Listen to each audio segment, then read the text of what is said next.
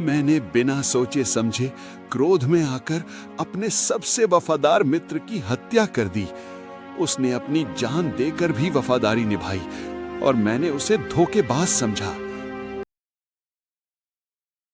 बहुत समय पहले की बात है।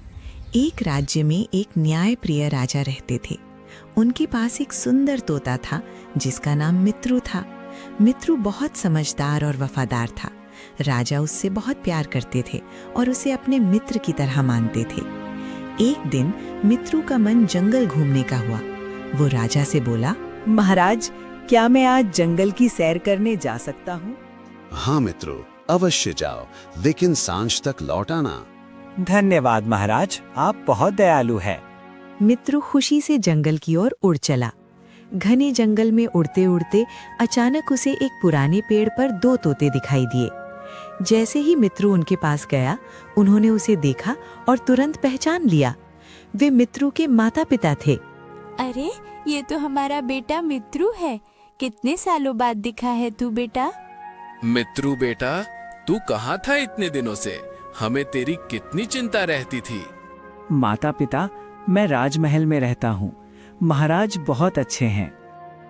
बेटा, अब तू मिल ही गया है तो कुछ दिन हमारे पास रुक जा। हम तुझसे बहुत बातें करेंगे। माता पिता, मैं जरूर रुकना चाहता हूँ, लेकिन मुझे पहले महाराज से अनुमति लेनी होगी। वे मेरा इंतजार कर रहे होंगे। मैं अभी महल जाता हूँ और उनसे अनुमति लेकर आता हूँ। आप चिंता मत करें, मैं जरूर लौटूंगा।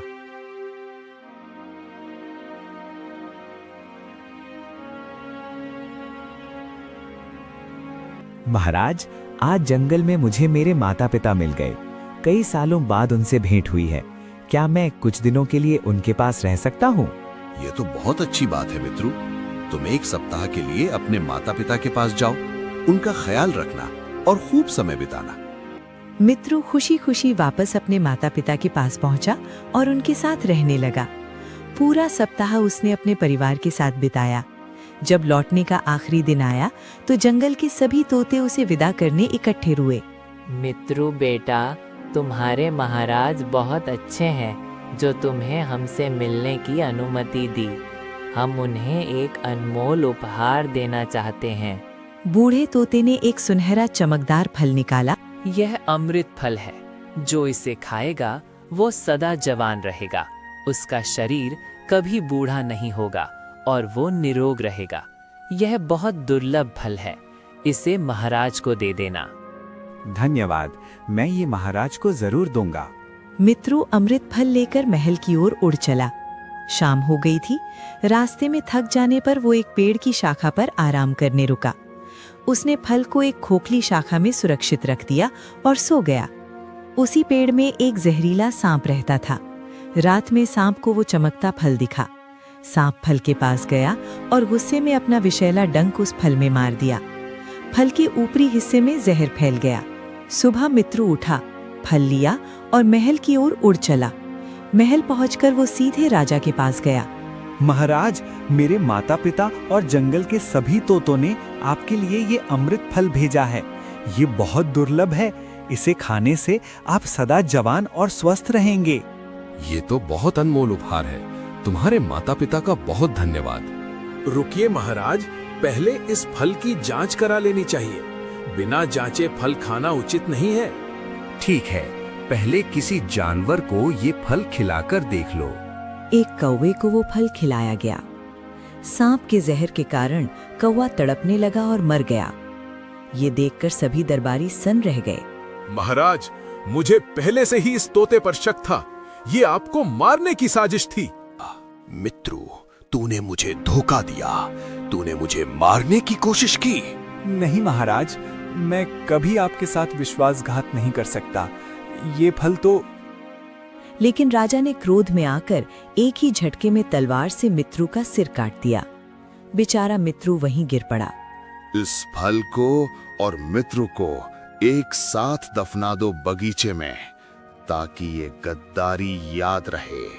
सैनिकों ने मित्रु को और उस जहरीले फल को एक साथ बगीचे में दफना दिया। कुछ दिनों बाद उसी जगह से एक छोटा पौधा निकल आया।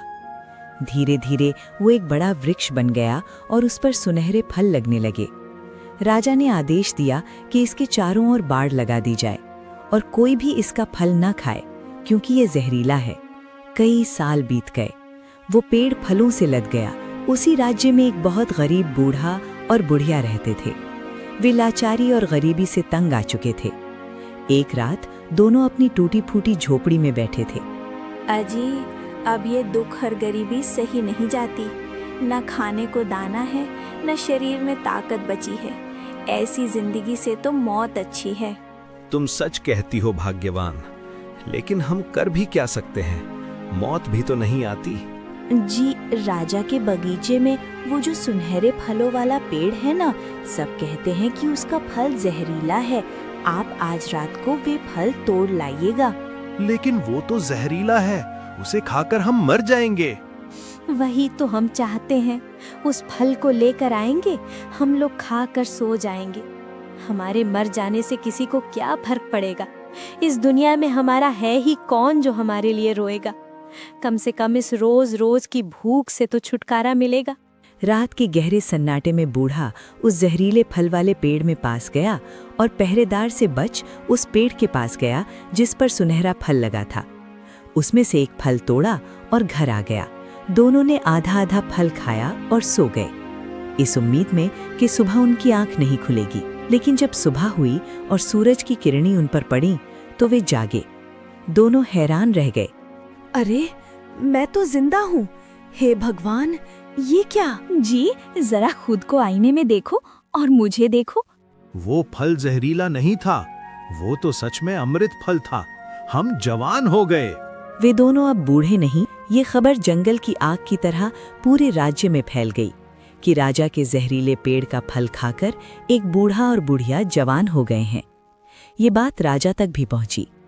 राजा तुरंत बगीचे में पहुंचे और उस दंपत्ति को बुलवाया।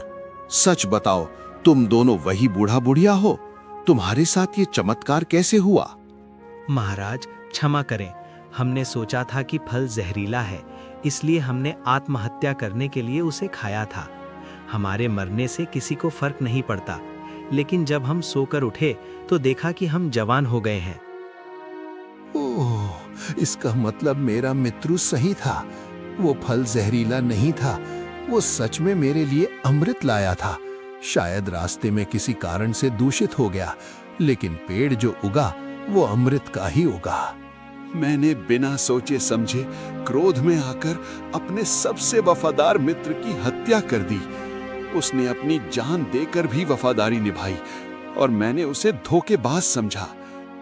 राजा ने उसी क्षण उस पेड़ के पास मित्रों की याद में एक सुंदर मंदिर बनवाया। उन्होंने उस दंपत्ति को बहुत सारा धन दिया और राज्य में घोषणा करवाई, आज से ये बगीचा सभी के लिए खुला है।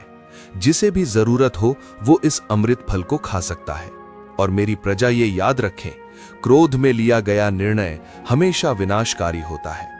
मैंने अपना मित्र खो दिया, पर अब मैं ये सीख कभी नहीं भूलूंगा। उस दिन के बाद से राजा ने कभी भी बिना पूरी जांच किए किसी को दंड नहीं दिया। वो पेड़ वहां खड़ा रहा, मित्रों की वफादारी और राजा के पश्चाताप की निशानी बनकर।